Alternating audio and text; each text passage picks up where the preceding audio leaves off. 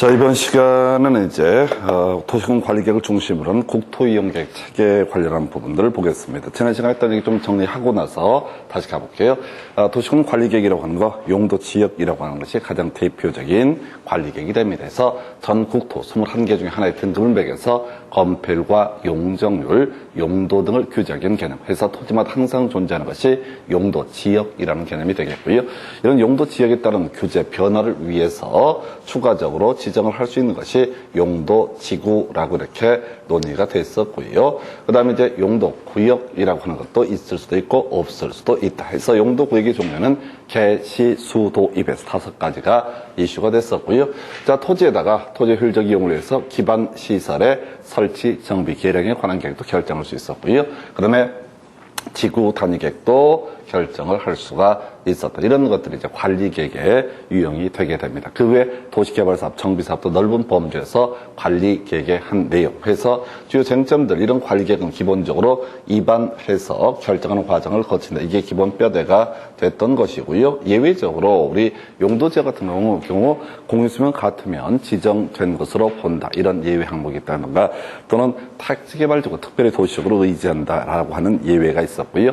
기반시설 관련해서 기본적으로 입안 결정 과정을 거쳐야 되는데 입안 결정 과정을 거치지 않아도 되는 사례도 존재 있었습니다. 그래서 이 관리계획의 내용 묻는 게 기본 첫 번째 포인트에서, 자, 개시 수도입 용도구역 관련해서 개발 밀도 관리구역, 기반시설 부담구역은 구역이라는 용어로 쓰고 있고 그럴싸하게 보이지만 도시군 관리계획 도시군 관리계획이 될 수가 없다. 그리고 29회 때 나왔던 것이 도시군 계획 사업이라고 해서 직접 사업하는 게 도시군 계획시설 사업, 그다음에 도시개발사업, 정비사업을 묶어서 도시군 계획 사업. 자, 관리계획은 입안에서 결정하는 과정을 이루어진다 해서 주요 이슈가 됐던 거 OG라고 해서 지구단위 계획 등은 생략할 수 있다. 5년 내에 토지적 성평가 등이 이루어져도 이 일정한 절차를 생략할 수 있다라고 하는 거 있었고요.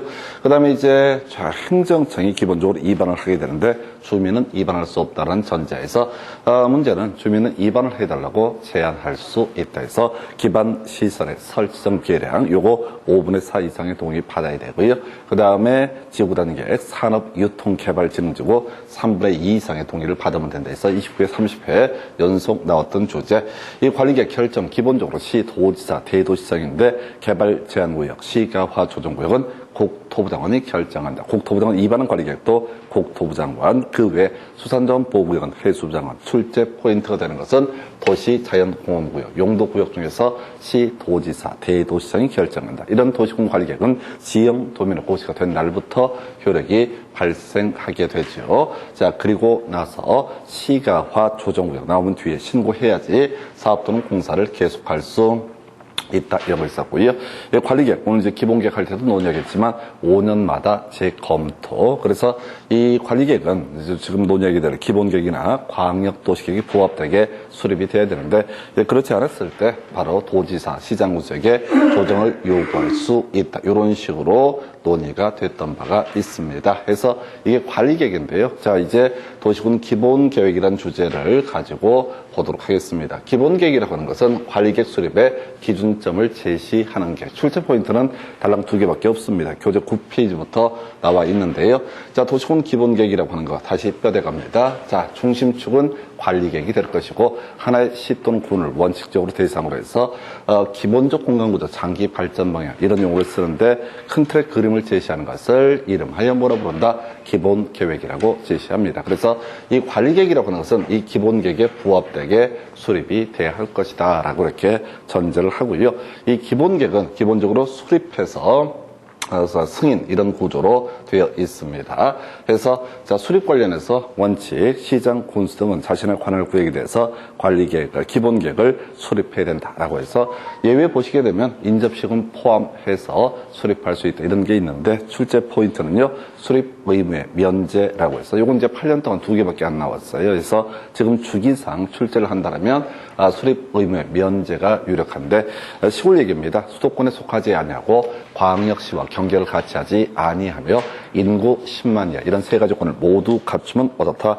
이때는 기본계획 수립하지 아니할 수 있다. 이게 이제 출제 포인트고 줄줄줄 외우셔야 돼. 수도권에 속하지 아니하고 광역시와 경계를 같이 하지 아니하며 인구 10만 이하 이런 요건을 모두가 처음부터 수립하지 아니할 수 있다. 수도권에 속하지 아니하고 서울, 경기, 인천이 아닙니다. 그 다음에 광역시와 경계를 같이 하지 아니며 주변에 큰 도시도 없습니다. 인구 10만 이하 이런 요건을 모두가 처음부터 수립하지 아니할 수 있다라고 하는 거. 이게 까다로워요. 이걸 외우셔야 돼. 그래서 나중에 뭐 책을 보시게 되면 다른 거 볼 것도 없이 그냥 이것만 달달달 외우시고 들어가셔야 돼. 자, 그 다음에 이제 승인 확정이라고 해서 시장 군수 윗대가리가 도지사입니다. 해서 시장 군수는 기본계획 수립 변경하려면 한 단계 위는 도지사의 승인을 받아야 된다. 이렇게 논의 전제를 삼고요. 특별시장, 광역시장은 국토부 장관의 승인을 받는 것이 아니라 스스로 확정하는 그런 구조가 되겠습니다. 그래서 이런 것들은 뭐 절차에 관련한 쟁점이라서 뭐 틀리거나 맞거나 답이 되지는 않을 테고요. 자, 그래서 중간에 그리고 이제 재검토기 아까 자 관리계획도 5년마다 재검토, 기본계획도 5년마다 재검토. 그래서 앞에서 이제 공부했던 주제 중에 하나가 공동구 유지 관리계획이라고 하는 거 5년마다 이렇게 수립하도록 규정을 하고 있었죠. 그래서 마다마다 5년마다 그냥 흘려가실 지문이 되겠고요.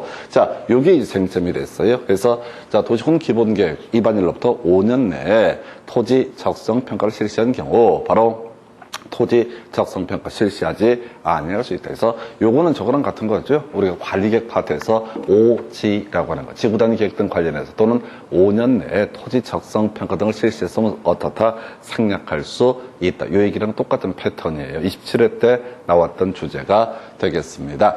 그래서 자, 이건 이런 식입니다. 자, 만약에 1년도에 도시군 기본계획을 수립을 했다라고 하게 되면 이 기본계획 수립할 때 토지 적성평가 이런 것들을 분명히 거쳐야지 수립할 수 있습니다. 절차를 거쳐야 돼요.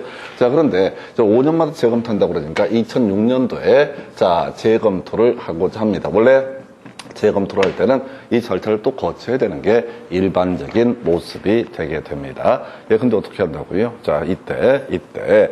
자, 지금 얘는 2006년도에 재검토할 때는 토지 적성평가 한 번은 생략할 수 있다. 그럼 2011년도에 재검토할 때는 당연히 어떻다? 다시 또 한 번의 재검토가 있게 될 텐데 이때는 절차를 다 거쳐야 된다. 이런 논리 구조예요. 그래서 최근 5년 사이에 토지 적성 평가 등을 실시했다라고 한다면 이때는 토지 적성 평가 등 실시하지 아니할 수 있다. 이렇게 가게 됩니다. 그래서 실질적인 출제 이슈가 없어요. 여기는 거의 출제가 안 되는 영역이고 8년 동안 2번. 자, 그래서 5년마다 재검토하고요. 최근 5년 사이에 토지 적성 평가 등을 실시했을 때 생략할 수 있다. 요 주제 한번 자 24회 때가 출제가 됐었고 그리고 또 27회 때 그리고 그 전에 나왔던 것이 수도권에 속하지 아니하고 광역시와 경계를 같이 하지 아니하며 인구 10만 이하라는 요건을 모두가 처음부터 수립하지 아니할 수 있다라고 하는 거. 이 두 개밖에 없어요. 그래서 교재 여러분 교재 가지고 바로 가서 보면은 10페이지인가요? 10페이지 가서 보시면은 첫 번째 핵심 지문을 가지고 분석합니다. 자, 1번 지문 끄트머리 보셔야 돼. 없다. 틀렸습니다. 그래서 없다라고 틀리게 뽑았다고요. 그래서 1번 지문 시장구조는 관할구역에 대해서만 수립할 수 있고 인접한 시군을 포함해서 수립할 수는 없다라고 해서 없다는 틀렸다고 그랬어요. 그래서 별 쟁점 안 되고요.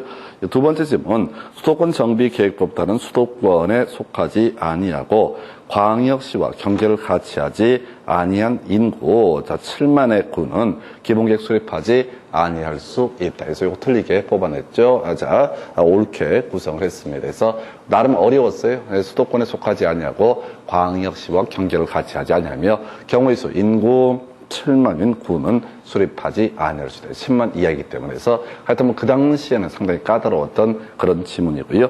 두 번째 박스요. 도시군 기본계획을 변경할 때 공청회 개최하지 아니할 수 있다. 틀리고 맞고가 중요한 게 아니야. 공청회를 개최하고 기초조사를 하고 이런 것들은 전혀 법적 가치가 없기 때문에 다 사이드로 흘러가는 지문이 되게 됩니다. 그리고 또 하나 그 밑에 광역시장이 기본계획 수립했을 때 국토부 장관의 승인을 받아야 한다. 틀리게 뽑았네요. 그래서 자 광역시장, 특별시장은 스스로 확정하는 이런 구조로 돼 있어요. 근데 거기서도 그래요. 세 번째, 네 번째 박스, 두 번째, 세 번째 이런 박스들은 다 버리고 가는 지문이 되는 거야. 그래서 시험 문제에서는 이제 수립부의 면제라고 하는 거. 내릴 가치가 없어요. 내릴 가치가 없기 때문에 이렇게 보셨고요. 그 하단부에 관련 기출문제, 국토계획법상 도시군 기본계획 수립 및 정비 등에 관한 조문의 일부이다.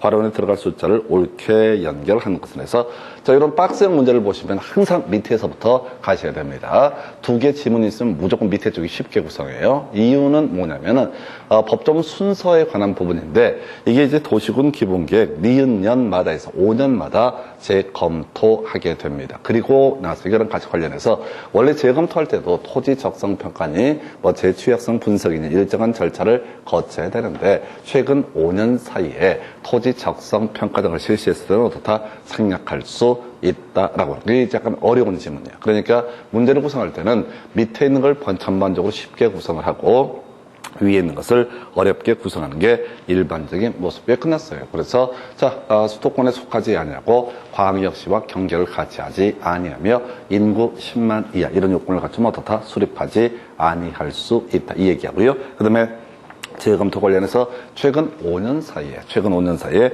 토지 적성 평가 등을 실시했다면 어떻다 이 절차 생략할 수 있다 해서 이 문제는 이제 이렇게 가셔야 돼. 우리 16페이지 가서 한번 확인을 16페이지가 14페이지부터 확인을 해 보겠습니다. 14페이지 제일 하단부 17에 26회 문제 구성이 됐었네요. 자, 그래서 14페이지 제일 밑에 핵심 지문 보시게 되면은 뒤만 봐 실시하지 토지 적성 평가를 실시하지 아니할 수 있다. 26회 때 구성이 됐고요.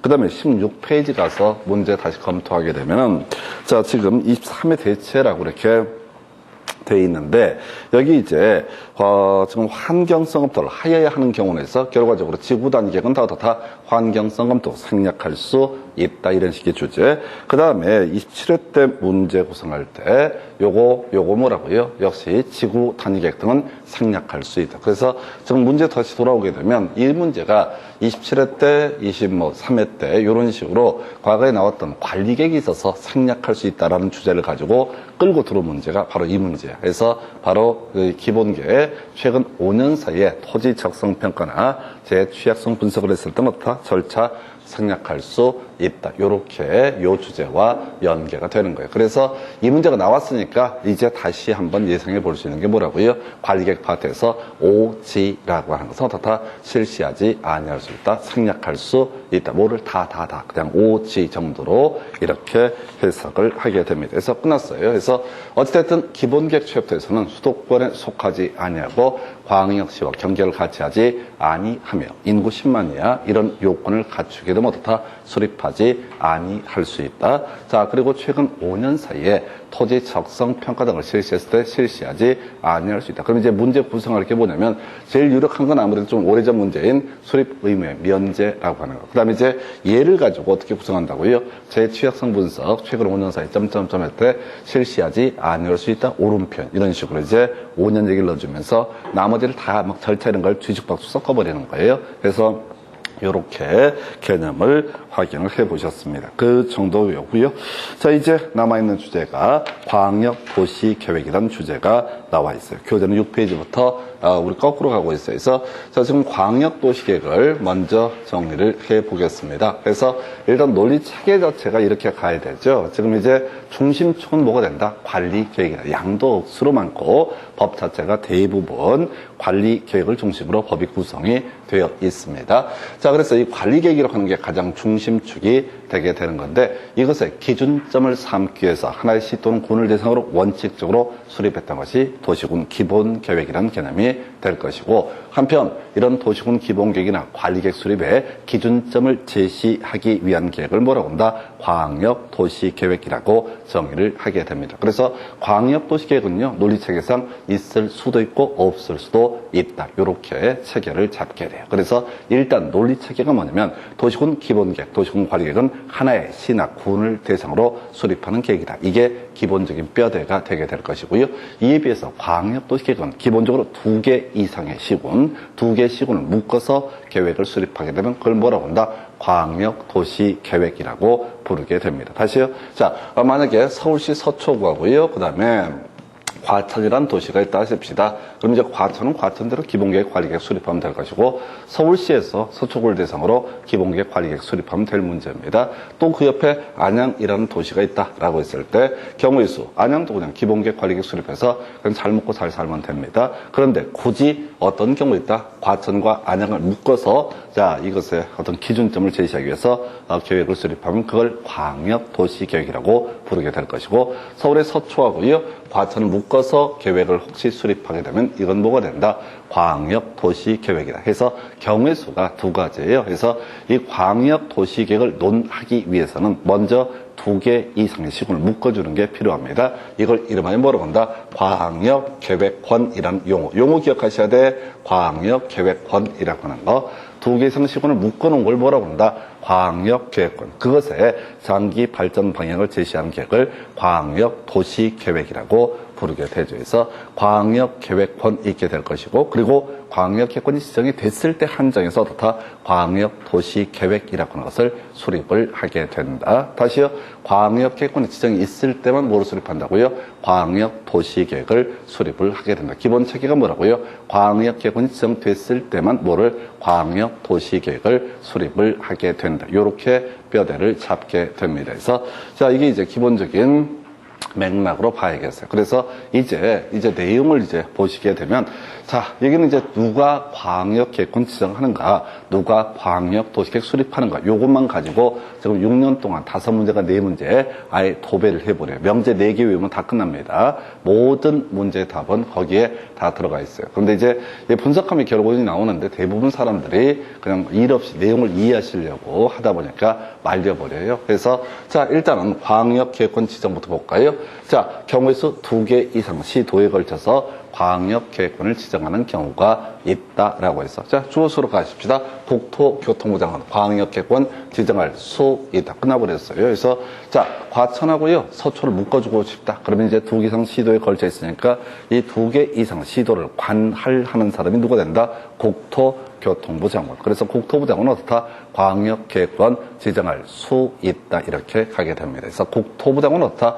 광역계획권 지정할 수 있다. 뭐 절차적으로 잡다는 얘기인데, 이 국토부 장관이 지정한다고 되어 있는데 국토부 장관도 이걸 몰라요. 그래서 실무를 담당하는 기구는 중앙도시계획위원회, 중앙정부에 있는 도시계획위원회를 중앙도시계획위원회라고 이렇게 부르게 됩니다. 그래서 국토부 장관 중앙도시계획위원회 심의를 거쳐서 광역계획권 지정할 수 있다. 이거 끝났어요. 만약에 지금 이게 뭐야? 지금 서울 서초하고 과천을 묶어주는 케이스를 가지고 얘기를 한 거예요. 그래서 이런 경우는 누가? 국토부 장관이 광역계획권 지정할 수 있다. 이걸 끝나는 거고요. 두 번째 이슈가 되게 되는 게, 자, 광역계획권이 하나에 걸쳐 있다. 그러면 도지사 광역계획권 지정할 수 있다. 뭐 도시계획위원회 또는 지방도시계획위원회 심의를 거쳐서 도지사 광역계획권 지정할 수 있다. 그래서 끝났어요. 그래서 국토부 장관 광역계획권 지정할 수 있다. 도지사 광역계획권 지정할 수 있다. 그래서 자, 다시 국토부 장관 어떻게 할 수 있다? 광역계획권 지정할 수 있다.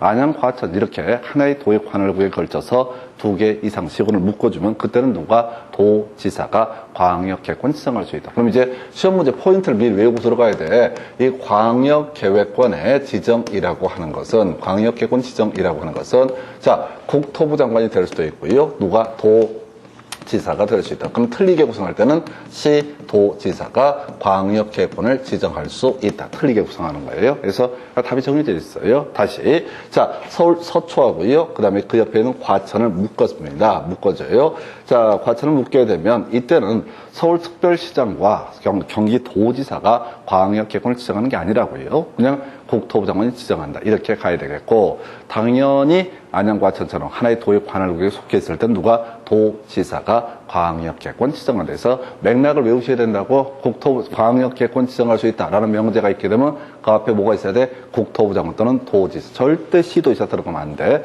옳은 것을 고르시면 너무 유치하고요. 틀린 걸 고르셔야 할 때 2개 이상 시도에 걸쳐서 광역계획권 지정한 사람 시도지사가 지정한다. 이렇게 이제 구성을 해요. 자, 이게 약간 헷갈릴 수 있어요. 어찌됐든 간에 첫 번째 출제 포인트, 광역계획권 누가 지정한다? 국토교통부 장관 또는 도지사가 광역계획권 지정할 수 있다라고 이렇게 하나 이슈 삼았고요.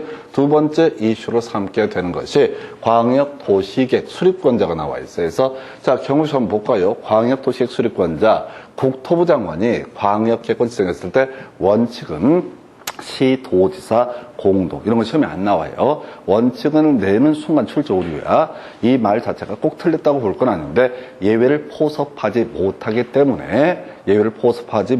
때문에 어떻다? 이건 출제를 할 수 없어요. 그래서 스토리가 어떻게 되는 거냐? 국토부 장관 광역도시계획 수립할 수 있다. 또 국토부 장관 광역도시계획 수립할 수 있다라고 하죠. 이게 이제 하나의 이슈. 그럼 똑같은 논리 구조로 광역계획권 지정을 도지사가 지정을 했을 때 원칙적으로 시장으로서 공동으로 광역도시계획을 수립을 하게 됩니다. 그런데 어떻다고요? 도지사 광역도시계획 수립할 수 있다. 이렇게 치고 들어가는 거야. 그래서 지금 아까 출제 포인트가 광역계획권 지정 국토부 장관 또는 도지사라고 하는 거. 여기에 이제 시도지사에서 틀리게 뽑아주는 쟁점이 되겠고요. 그래서 광역도시계획이라고 하는 것에 수립이라는 것을 보게 되면은 그냥 간단해 국토부 장관 또는 누가 도지사가 광역도시계획을 수립할 수 있다. 이걸로 그냥 끝나가는 거야. 아주 단순해. 그래서 이게 문제의 전부입니다. 지금 6년 동안 4문제가 5문제가 출제가 됐는데 4문제 같은데 그냥 이것만 뒤지게 내. 그래도 수험생은 전혀 개의치 않아. 뭐 출제위원들이 뭘 출제를 하든 간에 자기 나름대로 막 생각을 해. 그래갖고 혹시 이게 시험에 나오지 않을까 웃기고 자빠져 있는 거죠. 그래서 겨우 몇 달 공부하셔갖고요. 이거 뭐 분석하고 말고 그럴 능력도 안 되고 그렇게 하시면 안 된다고. 돈 내고 배울 때는 어떻게 해야 된다고. 그냥 루틴대로 배우시라고. 얼마나 유치한데. 제가 25인가 26회 때부터 꼭 이것만 얘기해. 나머지 공청회를 거치한다, 뭐 기초조사를 한다. 하거나 말거나 그런 것들은 법적 가치가 없는 기술적인 부분이기 때문에 답으로 뽑지 않는다고요. 너무 간단하잖아요. 그래서 광역계획권 지정 누가 한다? 국토부 장관 또는 도지사가 지정을 하게 된다. 그래서 광역계획권 지정 시도지사가 한다라고 해서 틀리게 뽑아준다고. 그래서 지정은 시도지사 들어가면 돼? 안 돼? 안 돼. 수립은 국토부 장관 또는 도지사라고 하는 거. 요걸로 끝나고 바로 이제 지문 가지고 설명드리겠습니다. 여러분 교재 몇 페이지? 6페이지 가서 핵심 지문 확인을 해 보겠습니다. 자, 일단 1번 지문요. 광역계획권은 인접한 둘 이상의 시군의 관할구역 단위로 지정을 해야 되고 그 관할구역의 일부만을 대상으로 광역계획권에 포함시킬 수는 없다. 없다니까 틀린 거야. 아까 서울시 전체하고 과천시를 묶는 것도 하나의 방법이지만 서울의 일부인 서초구하고 과천을 묶는 것도 하나의 방법이다. 없다니까 틀린 거라고요. 없다니까 틀린 거라. 이거 내용을 떠나서 없다는 거의 틀렸다. 90% 이상이. 그러니까 항상 뒤를 봐야 되는 거야. 2번 지문이요. 국토부 장관. 자, 광역계획권 지정할 수 있다. 이렇게 구성하고 있죠? 중간 보지 말고 주어서로 끊어가시는 거예요. 국토부 장관 어떻다? 광역계획권 지정할 수 있다. 3번 지문이요. 국토부 장관. 자, 이 광역계획권을 지정하려면 관계 지방도시계획의 심의를 거쳐야 한다. 요거 이제 말장난하고 있는 거지. 국토부 장관은 중앙도시계획위원회고 도지사가 뭐가 된다? 지방도시계획위원회. 출제 포인트 아니에요. 틀리게 나와서도 답이 아니었어. 4번 지문 국토부 장관. 자, 거기 광역계획권 지정하려면 그 뒤쪽에 중앙도시계획위원회 심의를 거쳐야 한다. 이런 것도 답이 안 돼. 도시계획위원회 심의는 옳게 나올 수도 있고 틀리게 나올 수도 있는데 답을 뽑는 지문이 아니다. 그럼 답이 뭐냐? 보니까 5번 광역시장은 광역계획권은 광역시장이 지정할 수 있다. 안 된다고. 자, 광역시장 밑에는 2개 이상 시군이 있을 수가 없어요. 아까 제가 말씀드렸잖아요. 이 광역계획권 지정 시도지사, 이 시도지사의 의미는 특별시장, 그 다음에 광역시장, 그리고 자, 바로 도지사를 묶어서 부르는데 틀리게 내는 게 특별시장이 지정할 수 있다. 틀린 표현. 광역시장이 지정할 수 있다. 틀린 표현. 그리고 묶어서 시도지사가 지정할 수 있다. 틀린 표현. 요렇게 가시게 되는 겁니다. 자, 출제자의 의도는 뭔지 아세요? 광역시장하고 광역계획권하고 이름이 비슷해 보이잖아. 그러니까 광역시장이 광역계획권 지정할 수 있다. 요렇게 틀리게 구성을 했던 겁니다. 답이 됐던 주제예요. 그래서 다시 갑시다. 광역계획권 지정 누가 한다? 국토부 장관 또는 도지사. 틀리게 뽑으려면 특별시장이 지정할 수 있다. 광역시장이 지정할 수 있다. 또는 시도지사가 지정할 수 있다. 이런 식의 질문은 어떻다? 틀린 표 이렇게 가는 거야. 그 다음에 지금 6번 지문이요. 광역계권이 둘 이상의 시도에 걸쳐서 있는 경우 관할 시도지사가 공동으로 광역계권 지정해야 된다. 틀렸죠? 시도지사는 광역계권 지정할 수 있다 없다? 없다라고 하는 거예요. 답이 다 정해져 있어요. 그래서 국토부 장관 또는 도지사 이렇게 외우셔야 돼요. 그래서 광역계권 지정은 누가 한다? 국토부 장관 또는 도지사. 그 밑에 이제 보면은 자, 두 번째 박스 중앙행정기관의 장 점점점 변경을 요청할 수 있다. 2번 중앙행정기관의 장 변경을 요청할 수 없다. 없다. 틀렸죠? 전혀 법적 가치가 없어. 이런 것들은 법적 가치가 없어. 그러니까 모든 문제는 광역기관 지정권자하고 수립권자만 외워서 쇼부를 치셔야 돼. 그래서 이런 것들은 오지선당이니까 잡단 지문 이렇게 구성을 하는 겁니다. 그 다음에 이제 7번, 자, 7페이지 가서 오른쪽에 보게 되면 핵심 지문 가볼까요? 국토부 장관, 자, 국가계획과 관련해서 광역도시계획 수립이 필요한 경우 수립권자는 국토부 장관이다. 라고 해서 수립권자는 일단은 국토부 장관 또는 도지사, 국가계획은 국가적인 중대 프로젝트를 얘기하게 됩니다. 그래서 국토부 장관이 뭐가 된다? 수립권자. 2번 지문이요. 국토부 장관 끄트머리 수립할 수 없다. 틀렸잖아. 없다. 틀렸잖아. 국토부 장관 어떻다? 수립할 수 있다라고 할 것. 3번 지문 도지사 끄트머리 수립할 수 있다. 옳은 표현. 그 다음에 4번 도지사 끄트머리 자 바로 수립할 수 있다. 이렇게 되어 있죠? 내용 볼 것도 없다니까요. 거의 대부분 이렇게 심플하게 뽑아. 근데 이제 이게 문제를 구성할 때 이런 식이라고요. 국토부 장관이 광역도시계획 수립하는 사이에 국가계획 관련됐다, 광역계획권 지정한 날부터 3년 내 승인청을 하지 않았다, 시도지사가 요청하는 게 뭐 이게 막 흔들어 버린다고. 그럼 수험생들은 자꾸 이걸 디테일한 걸 외우려고 하니까 뒤지는 거야. 그냥 아주 간단하게 구성하는 거야. 아니 문제가 너무 간단하다고. 루틴을 보시게 되면 이게 지금 6년 동안 4문제가 구성이 됐던 주제인데 다 뽑는 게 다 정해져 있다고요. 요는 외우셔야 된다고. 제발 지문을 읽어보지 마시라고. 수립권자, 그 다음에 지정권자 요것만 가지고 출제 이슈로 삼아요. 여기는. 왜냐면 나머지 예외 파트 때문에 내릴 수가 없어요. 예외 파트 때문에. 그렇다고 절차를 답으로 뽑을 수도 없거든요. 가치가 없기 때문에. 해서 이렇게 설명을 드렸습니다. 그 다음에 이제 8페이지 가서 수립 절차 등에 관한 질문 나와 있나요? 국토부 장관 시도지사 시장군수 뒤에 자 의견을 들어야 한다. 이런 명들이 나와 있죠? 이런 걸 뭐라고 그래? 절차라고 얘기를 합니다. 2번 지문이요. 광역도시계획 수립하려면 뒤에 공청회를 열어야 된다라고 돼 있죠? 법적 가치가 없는 거야. 3번 시장군수 공청회를 열어야 된다. 법적 가치가 없다고. 4번 지문 시도지사 시장군수 끄트머리 의견을 들어야 된다. 가치가 없다고. 가치가 없다고. 그 답이 안 돼.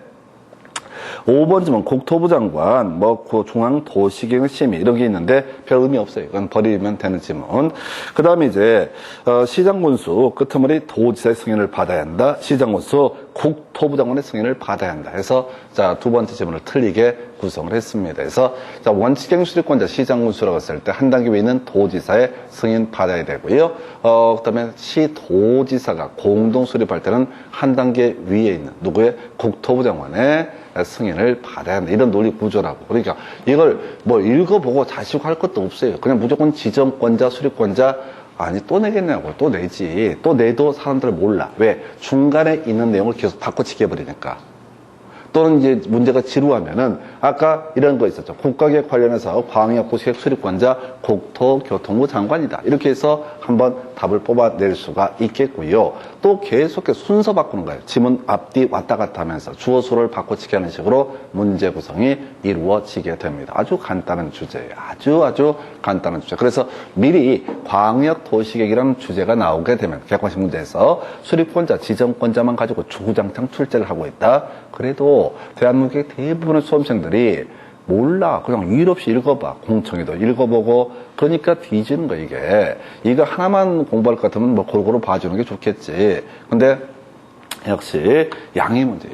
돌아서면 다 잊어버리는데. 그래서 그러니까 광역도시계획 하면은 무조건 지정권자 국토부 장관 도지사 가지고 이걸 특별시장, 광역시장 또는 시도지사가 지정한다라고 틀리게 뽑아주거나 또는 지금 이제 수립할 수 있다. 그럼 국토부 장관, 도지사. 요건 이제 틀리게 낼 수는 없어요. 왜냐면 예외적으로 시장군수가 수립하거나 예외자 원칙에 있어서 시도지사가 수립하는 경우가 있기 때문에 이건 내지 않게 되는 거예요. 내면 출제 오류 시비가 나오니까. 그래서 이걸로 끝나요. 그래서 광역 계획권 지정, 국토부 장관, 도지사.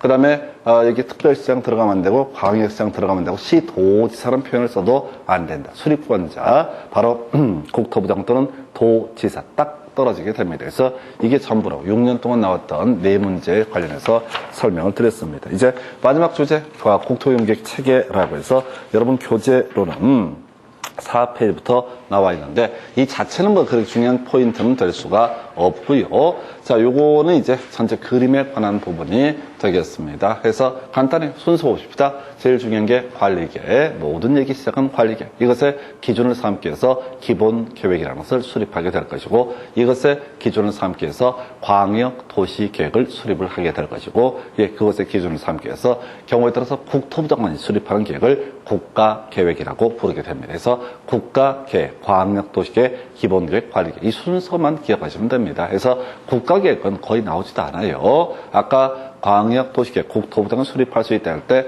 국가계획 관련해서 이런 식의 지문들 한두 개 구성하는 그런 패턴에 불과하고요. 기본적으로 출제 자체가 되지 않습니다. 그래서 일단 순서, 자, 그럼 이제 관리계획은 뭐에 적합해라? 기본계획에 적합해라. 관리계획은 광역도시계획에 적합해라. 관리계획은 국가계획에 적합하게 수립을 해야 된다. 두 개가 충돌하면 뭐를? 상위계획을 우선 적용한다. 국가계획과 관리계획이 충돌할 때는 뭐를? 국가계획을 우선 적용하고요.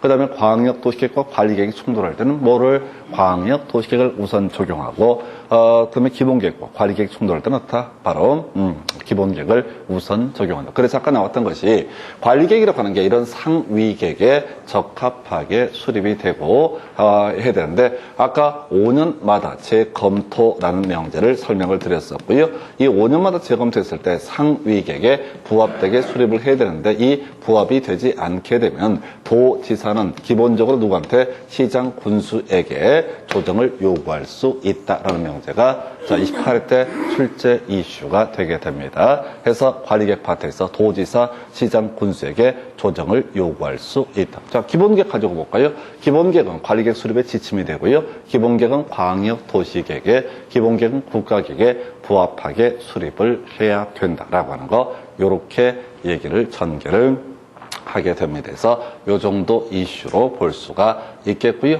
광역도시계획은요, 기본계획 관리계획 수립의 지침이 될 것이고요. 그 다음에 이제 국가계획에 부합되게 수립을 해야 된다. 뭐 이거밖에 없어요. 내용 자체. 지문도 많이 구성되지 않고 되게 간단한 주제이죠. 그래서 자, 광역도시계획은 국가계획에 부합해야 되고 충돌하면 국가계획을 우선한다. 도시군 기본계획 관리계획은 광역도시계획에 부합하게 수립이 돼야 되고 두 개가 충돌하면 광역도시계획을 우선 적용을 한다. 자, 기본계획 기준으로 봤을 때 기본계획은 국가계획 그리고 광역도시계획에 부합되게 수립이 돼야 되고 관리계획 수립에 지침이 된다. 이런 명제 있겠고요. 관리계획이라고 하는 거, 관리계획이라고 하는 거. 자, 지금 이제 국가계획과 다를 때는 국가계획의 내용이 우선할 것이다. 자, 도시군 관리계획이 또는 도시군 관리계획은 광역도시계획 기본계획에 부합되게 수립이 돼야 된다. 그리고 이제 딱 하나 19회 때 나왔고 지금 14년 동안 안 나왔던 거 도시군 관리계획 주어수로 끊어가십니다. 도시군 관리계획 어떻다? 함께 위반할 수 있다라고 하는 거. 도시군 관리계획 어떻다? 함께 위반할 수 있다. 외울 게 뭐라고요? 도시군 관리계획 함께 위반할 수 있다. 도시군 관리계획 어떻다? 함께 위반할 수 있다. 도시군 관리계획은 어떻다? 함께 위반할 수 있다. 일단 외우고 시작하는 거예요. 오전에도 말씀드렸지만은 보통 수험생들이 이해를 하려고 그래요. 가당타는 짓거리입니다. 시간이 없어요. 바로 일단 외우고 시작합니다. 도시군 관리계획 어떻다? 함께 위반할 수 있다. 19회 때는 함께 위반할 수 없다 해서 틀린 걸 고르시오. 답을 뽑았던 적이 있습니다. 논리체계가 뭐냐면은 이 관리계획이라고 하는 것은 기본계획에 부합되게 또 광역도시계획에 부합되게 수립이 돼야 된다. 그럼 이제 기준점인 광역도시계획 기본계획 먼저 만들고 그것에 부합되게 어떻다? 관리계획. 어느 세월에 급해 죽겠는데 필요한 건 건폐율과 용적률과 용도를 규제하는 관리계획이 중심이 되게 된다. 그래서 어떻다? 함께 위반할 수 있다라는 명제가 나오게 됩니다. 지금 여러분 교재 4페이지라서 볼까요? 동일 지역에 대해서 수립된 광역도시계획의 내용과 기본계획의 내용이 내용이 다를 때는 광역도시계획 내용이 우선한다. 옳은 표현. 2번 도시군 기본계획의 내용과 광역도시계획의 내용이 다를 때는 국토부 장관이 결정하는 바에 따른다. 틀렸죠? 광역도시계획이 우선하게 된다. 3번 도시군 관리계획은 광역도시계획과 도시군 기본계획에 부합돼야 된다. 4번 도시군 관리계획 끄트머리 함께 위반할 수 있다라고 하는 거. 이렇게 끊어서 읽는 훈련하시면 돼. 별로 중요하지도 않아. 이런 것들을 몰라도 답 고를 때 아무런 지장이 없었고요. 그 외에 5페이지에 보게 되면은 자, 요 얘기 한번 묶어서 한번 가야겠구나. 우리 25회 때 나왔던 주제인데요. 자, 기준이라고 하는 건 모두 국토부 장관이 정합니다. 그래서 이걸 외울 때는 이렇게 가야 돼. 정한다라는 표현 앞에는 누가? 국토부 장관이. 정한다라는 표현 앞에는 뭐가? 국토교통부 장관. 이렇게 치고 들어가셔야 돼. 25회 때 지구 탄객 수립 기준 관련해서 국토부 장관이 정한다. 이걸 이제 틀리게 시도지사가 국토부 장관과 협의해서 정한다. 틀린 걸 고르시오. 답을 뽑았던 주제입니다. 이외에도 조금 이따 논의하게 될 개발 밀도 관리구역 지정 기준, 기반시설 부담구역 지정 기준 뭐 이런 것들 다 하여튼 정한다는 명제가 있으면 다 누가? 국토교통부 장관이 정한다. 요렇게 가셔야 돼요. 그 외에 자 재검토 지금 도시군 기본계획 얼마? 5년마다 재검토. 관리계획도 좋다. 5년마다 재검토. 그래서 아까 공부했던 내용을 정리하게 되면 이 도시군 기본계획 재검토할 때 토지 적성평가, 환경성 검토 뭐 이런 대취약성 분석 뭐 다 해야 돼. 근데 최근 5년 사이에 이거 했으면 어떻다? 한번 생략할 수 있다라고 하는 거. 실시하지 아니할 수 있다. 자, 도시군 기본계획 5년 넘으면 어떻다? 실시하지 아니할 수 있다. 그리고 같이 아까 설명드렸던 내용이죠. 관리계획도 어떻다? 5년마다 재검토라고 하는 거. 그런데 이 재검토에서 상위계획, 기본계획이나 광역도시계획에 부합되게 수립을 해야 되는 거 안 했다. 그러면 어떻게 할 수 있다? 도지사, 시장, 군수에게 조정을 요구할 수 있다. 겁나 법조문 길어서 외우기 힘듭니다. 외울 게 뭐라고요? 도지사, 시장, 군수에게 조정을 요구할 수 있다. 외울 게 뭐라고요? 도지사, 시장, 군수에게 조정을 요구할 수 있다. 도지사가 어떻다? 시장, 군수에게 조정을 요구할 수 있다. 이 정도로 얘기 다 끝나게 됩니다. 그래서 앞에 했던 얘기랑 중복되는 주제까지 설명드렸고요. 자, 이게 이제 지금 도시군 기본계획 그리고 광역도시계획에 관한 주제 보셨고요.